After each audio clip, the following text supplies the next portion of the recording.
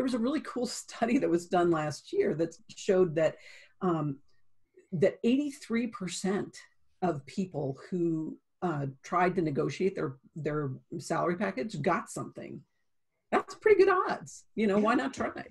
I just happen to have a pair of 23-year-old daughters that graduated from college a year ago. And one of them, right or wrong, is working for her father. The other one that didn't want to. And so she's out there, I guess, going through the fight of interviews and negotiations and stuff like that. So I'm sure that since it's been a minute or two since I had my first interview for my first job, I may have given some poor advice. So I was looking forward to asking you some of the questions that she's asked me. When they're asking you, what salary do you want to work with? I come from the old school adage of there's 3 ways to answer that, and only one of them is positive for me. 2 of the 3 are bad. I would advise people who are experienced and who are looking at their first job the same way, which is basically to have a really good sense of what salary expectations that you should have for the kind of job that you're looking for. And then go ahead and anchor them to what you're asking for. So, you know, do some research. There's tons of places online to do that, salary.com, and, you know, the recruiting websites like Monster and Indeed. It's one of those things that, gee, I wish I had some tips to work with, because I always feel like I'm floundering out there and I always feel ill at ease, a little uncomfortable.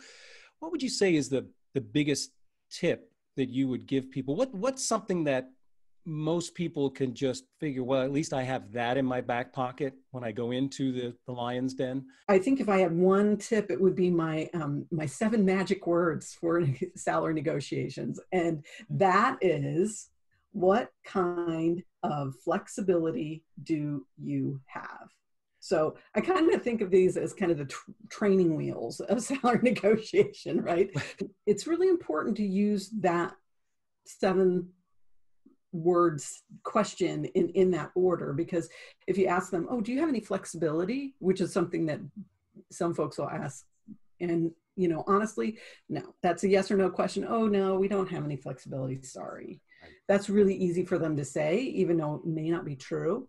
But if you ask them what kind of flexibility, then it kind of makes them think a little bit more. And chances are pretty good that you'll have to wait and get the answer, because they may say, well, I'm not really sure what kind of flexibility we have.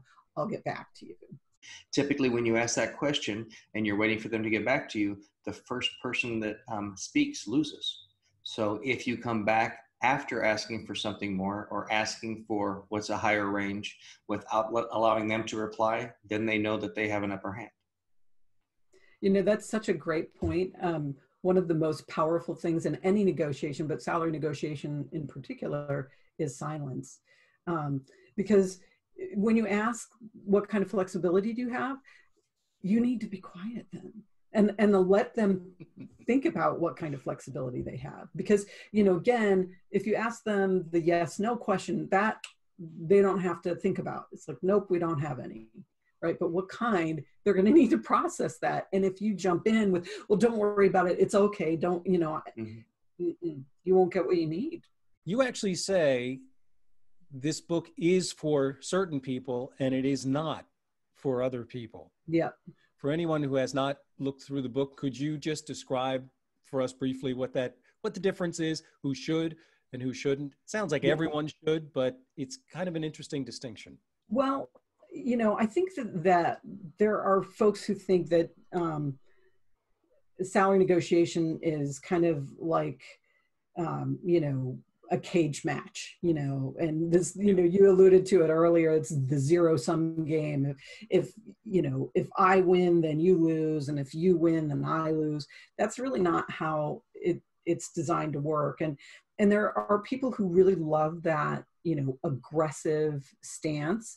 And my book's not for them, because that's not what I believe and not what works for my clients. In this current environment, there would be a lot of people that would probably be interested in when you may be hired to do something that is remote.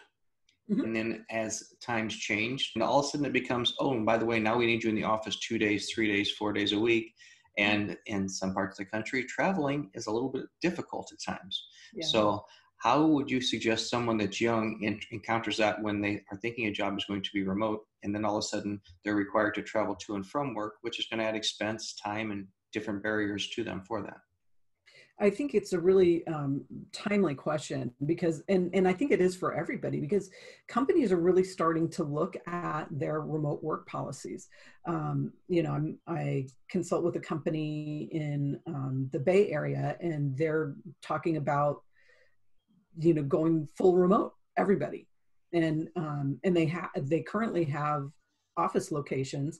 So, you know, what does that mean? And what does that mean for people's pay and stuff? I mean, I think all of this stuff is very, very important to nail down.